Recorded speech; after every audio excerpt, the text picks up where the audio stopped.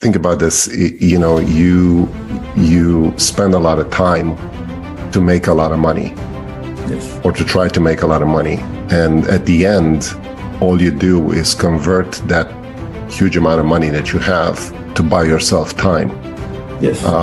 And sometimes people wait till they're retired, 65, 70 years old, and try to buy that time back. Welcome to the Power of Passive Income and How to Retire Rich with your host, Vijay Patel. Get your financial advice straight from the experts and learn how to take your first steps towards financial freedom. If you're ready to retire rich, then listen up. You all you had an incredible story to tell for sure. Especially we take so many things for granted, but at the same time, anybody can achieve financial freedom, being come from no matter what the background is, right? Like you can start with zero money or even negative money, but it's all starts with the mindset. Like once you have a right mindset and maybe surround people with the right mindset, and one good book that I would always recommend is A Rich Dad Poor Dad.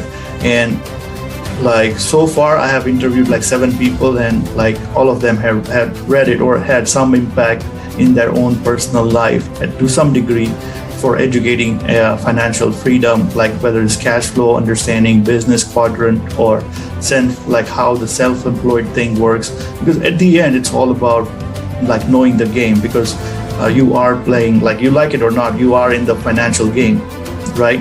Yes. You get butchered, or you get to be on the other side. It's Exactly. just story you have to the side you have to pick and choose and play with of course the rule that government mandates, but there's so much free ground to play if you know where to go and how to play, right? So yeah, absolutely. It's totally a mindset game.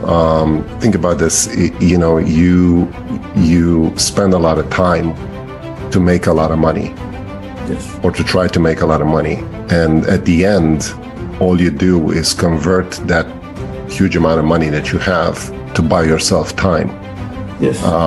And sometimes people wait till they're retired, 65, 70 years old, and try to buy that time back.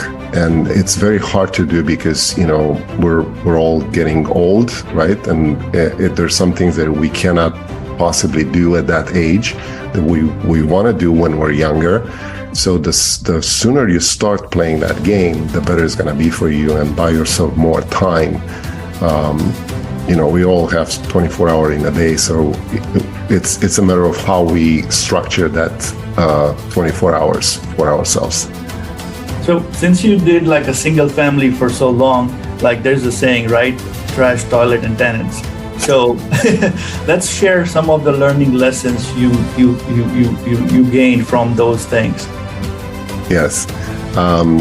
Well, it's interesting with single family homes because it's a little different concept than multifamily, right? With a single family, you have to deal with one resident, one tenant in your house, in that apartment or townhome, whatever it is. And when the tenant leaves, you have zero occupancy for a while. So you go from 100% to zero. And then this is what I found out basically over the years with single family home portfolios. They gave me a lot of cash flow, and there was a good investment in appreciation and passive income.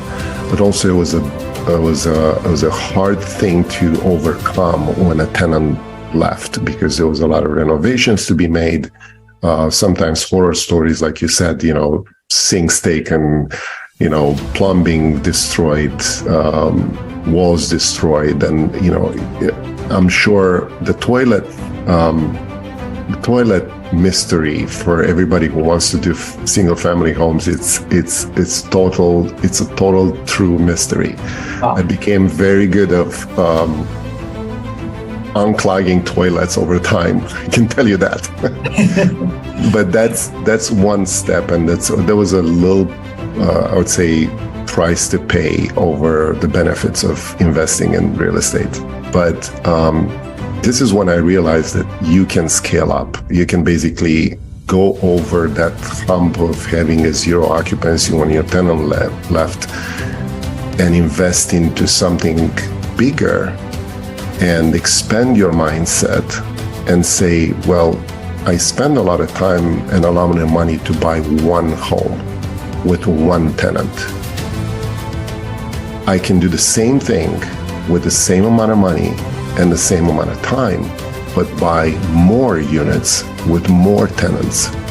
With all of a sudden, you scale up exponentially on that cash flow with the same time and the same amount of money invested. So all of a sudden, the multifamily becomes very attractive because you all of a sudden start leveraging other people knowledge, other people time, other people money, and then you create a team that everybody benefits from.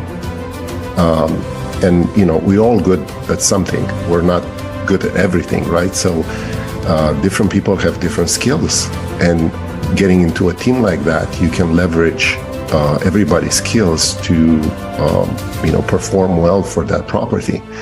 And this is where multifamily became attractive to me, and say, okay, well, not only I can scale up and maximize the amount of time that I'm spending investing in real estate and getting profit out of it, but also improve a lot of people's lives by doing that. Not only just one tenant with one house. By renovating those apartment buildings, you create a good living conditions for a lot of families. And for me, this was one of the most important things, because I came from a communist country. I'm a little more sensitive of how people live and the living conditions in those places. And when I see apartment buildings that are can be renovated and can be improved for those families to have a better life, that's my primary thing for me. And from that point on, everything comes with it. You can increase the rents once you improve the property. People are happy to pay you more money to have, good washer and dryers, a good dog park, a good child playground, a good functioning pool. God forbid, I've seen apartment buildings with, gorgeous pools that are now working. Yep. And I mean, it's just little things that can improve, families' time, and their homes there. They live there all the time. Just a basic thing like parking lots, the broken parking lots, or exactly. Like the beige color buildings where roof is matching with the walls. I still don't get the concept. I was talking to a couple of friends, and they say, oh, that's an 80s style, but why would you paint a roof with the same wall and just make it even? It's just so black, right?